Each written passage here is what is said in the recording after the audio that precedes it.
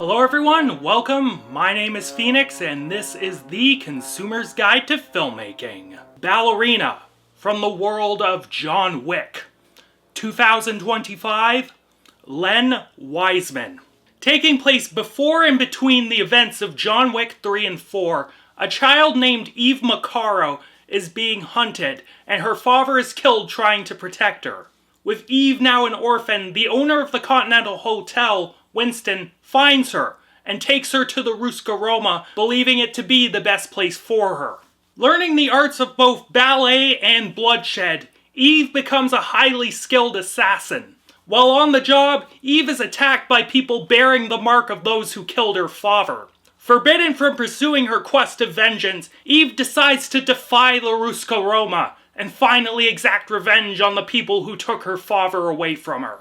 Look, I love me some John Wick as much as the next cat. I really do. But this entry here, this wasn't exactly it.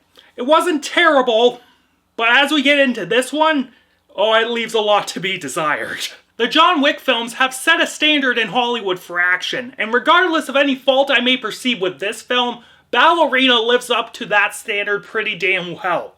Fluid, gory, and creative, these action set pieces at their very best are balls to the wall entertaining. From the beginning set piece in that snow-themed nightclub, to Eve chucking grenades away like garbage and blowing everything up, to a shootout with fucking flamethrowers. Look, that flamethrower shootout, when they started twirling around and shooting fire in the air, that was so over the top. It was hysterical. Sure, there's all that frilly filmmaking nonsense going on during the quieter moments, and the film does have some nice lighting, I will admit. But we're here to see someone kick ass and take names, and we get that in spades. The one thing I really dug about these action scenes was the choreography that went into them. In particular, how they built a sense of stakes and tension. Throughout the film, it is regularly reinforced that due to Eve's stature, I think mostly because she's a woman, she is more often than not outmatched and outgunned. During some of the best action scenes in this movie, we are shown someone who has to think on their feet and fight in dirty or unconventional ways in order to just scrape by. The first fight scene is a great example of this, as she is just getting fucking mollywopped for most of it, but uses her environment and her tenacity to overcome the odds. In terms of sets, Eve goes on as much of a globe-trotting adventure as John Wick would. That Iceberg Lounge-esque nightclub was a really well-done set. I dug the hunting and antique store that doubled as a Continental Armory. Then there's that little scenic town that serves as the cult's compound. Shooting somewhere in Europe, I think I read it was Prague or somewhere like that. They found the perfect little spot for this, and the area was used brilliantly in terms of set pieces. Musically, our score is not as memorable as the other John Wick films. However, that does not mean that this score doesn't have its moments. When the score shines, it's when it's focusing on heavy bass riffs. Those mid-tempo, throbbing rock bass lines make some of the action go really fucking hard. Then, to even things out, there's the repeated use of Tchaikovsky's Swan Lake as a motif. It serves the character of Eve really well, and was used at the right moments to enhance character beats. For all the film's strengths as an action extravaganza, the writing is where the film starts to falter. I think this is the first time that I really noticed, or was forced to notice, how try-hard and corny these movies could be. While the other ones were certainly edgy, this one just took the cake, and had some really awful fucking dialogue. I cringed so fucking hard when Eve's sensei told her to fight like a girl. There was also a really bad pun, and you'll know it when you hear it. If you watch the movie, you'll know it when you hear it. But I almost fucking groaned out loud in the theater when I heard it. Oh, Jesus. But the strengths of the script do manage to keep me from hating this film's guts completely. I do kind of dig the character of Eve and her parallels to John Wick. Both are fueled by vengeance, and both are trying to get away from the Assassin's Guild and their schemes. I also dug the expansion of the world and introducing this weird murder cult. They were fun. All this fun stuff is well and good. It's just that the film kind of fumbles all over itself near the end.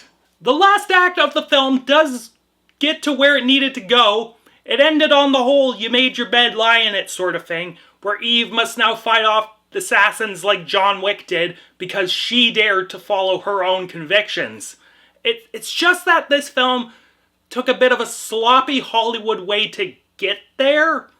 Like, her and John Wick fight for a little bit, and then because, plot contrivance, they team up and stop the big bad. Like, for me, I wish Eve had just died at Wick's hands, and Wick just cleaned up the mess of this cult, after that. That would have been a cooler ending, and made the themes of fate and choice hit that much harder. If you want to have Eve survive, you could also make that work as well, I guess. I don't doubt that. It's just that the way this script went, it became quite clunky and corny. I just wasn't a big fan of it. Now, the acting in all these films has never been world class, but they all give it their A game. But man, Ana de Armas. Bless her heart for trying. Bless her heart. The lady can barely act. Some of her line delivery in this film could be so stunted, so wooden. It is amazing that Andrew Dominic got the performance that he did out of this lady. Because Len Wiseman just couldn't really do that. Holy shit. Everyone else, though, they were decent. Gabriel Byrne was entertaining as the Chancellor. He gave off some solid, creepy cult leader vibes and really sold this material well. Norman Reedus was here for a cup of coffee. He was charming. Also, the majority of the cast from the previous films make an appearance. Most notable is Keanu Reeves returning as John Wick, always charming in this role, and he managed to even have a couple decent moments with Ana de Armas. Ian McShane, much like Keanu, is as charming as ever as Winston. One that was notable was Angelica Huston as the leader of the Ruska Roma. This was mostly because she wasn't that great in this film. Her delivery could also be really wooden, and the character really didn't come across in a good light. Also, apparently this was Lance Reddick's final film, so love that guy. Bless. So yeah, I may have to rewatch John Wick 2 to confirm this, but I think Ballerina might be the weakest John Wick film. On the action front, it fucking rips, and it's a decently made barn burner that is entertaining as all hell. But once you really start to look at it for more than a minute, you see some of the glaring flaws in the writing, and the fact that Ana de Armas had to be carried to the finish line by Keanu Reeves, Gabriel Byrne, and Ian McShane.